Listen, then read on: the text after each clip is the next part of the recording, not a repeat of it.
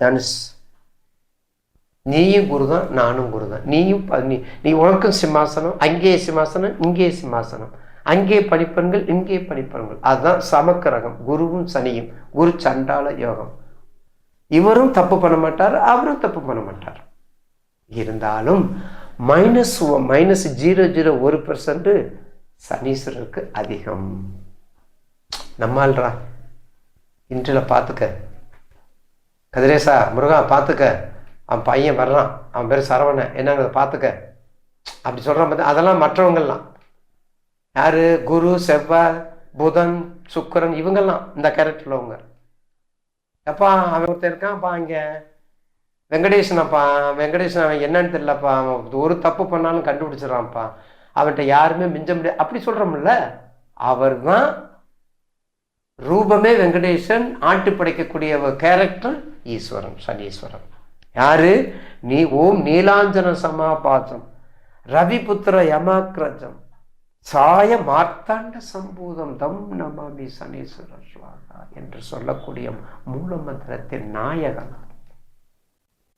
ஒண்ணுமே வேண்டாங்க, இந்த மூல மந்திரத்தை காலையில ஒரு முறை, சாயந்தரம் ஒரு முறை மட்டும் படிங்க. நம்பிக்கையோட படிங்க, நம்பிக்கையோட படிங்க.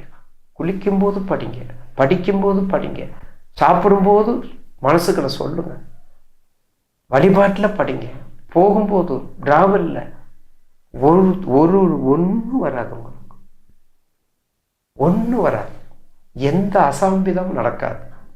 அவர் எப்படித்தான் இருந்தாலும் அந்த கருணை கடவுள், கருணை தெய்வம், அவர் கண்டிப்பா அவர் காப்பாற்றுவார்.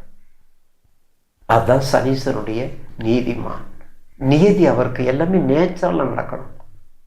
அப்படிப்பட்ட சனீஸ்வரன் தனுசுக்கு கண்டிப்பா நல்லதுதான் செய்வார்.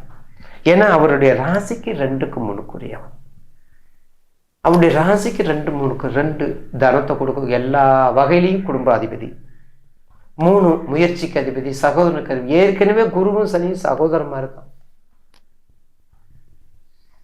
செவ்வாயும் சுக்கரன் தான் மாம மச்சனை.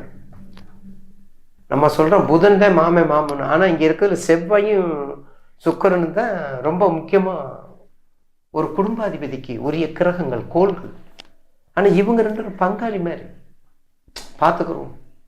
நீ எப்போதுமே தப்பு பண்ண மாட்டேன்னு எனக்கு தெரியும்ப்பா அப்படிங்கிறாங்கல்ல, அது சனி முழுக்க அது ஈஸ்வரன் தான், சனீஸ்வரன் தான். அப்ப மகரம் 7.5 முடிஞ்சிருச்சு, கோச்சாரத்துலேயும் நல்லா இருக்காரு. மகர ராசிக்காரவங்களுக்கு எல்லாமே மகரத்தில் சனி சொன்னால் கண்டிப்பா தனுசுக்கு குறைவு வராது. 7.5 பார்த்தா பிடியிலேருந்து விட்டுருக்காரு, எல்லாத்தையும் விட்டுட்டாரு, எல்லாத்தையும் வாங்கி கட்டிட்டு எல்லாத்தையும் உதறி தள்ளிட்டாரு. இப்போ ஃப்ரீயா இருக்காங்க. யாரு? பூராடம், மூலம், உத்திராடம். பார்த்தீங்களா? எங்கே நீங்க இப்போ அடுத்து முயற்சி பண்ணுங்க. அந்த 3 தடவை நீங்க இன்றைக்கு போங்க, 3ஆவதோட நீங்க பாஸ் பண்ணிட்டு நீங்க அப்பாயின்மெண்ட் ஆர்டரோட வர்றீங்களா இல்லைன்னு பாருங்க. எனக்கு கண்டிப்பா ஃபோன் பண்ணுங்க. தனுசு ராசி நேயர்கள் ஒரு தரம் ஃபெயில் ஆகும், 2 தரம் ஃபெயில் ஆகும், 3ஆவது தடவை இனிமேல் ஃபெயிலுக்கு அங்கே வார்த்தை இல்லை. அந்த வார்த்தைக்கு ஃபெயில் ஆகிறதுக்கு அந்த ரீசனபிளே இல்லை. என்ன? அட்டமாதிபதி சாரமோ மறைவான திசையோ நடக்கக்கூடாதுங்க. அப்படி நடக்காதவங்களுக்கு உங்களுக்கு கண்டிப்பா 90% ஆல்ரெடி இப்போ ஓகே. உங்களுக்கு 2024 கோச்சாரத்திலும் சரி, தசாபத்திலும் சரி, உங்க வயசிலும் சரி, எல்லாத்துக்கும் மிக அற்புதமான பலனை கொடுக்கும்.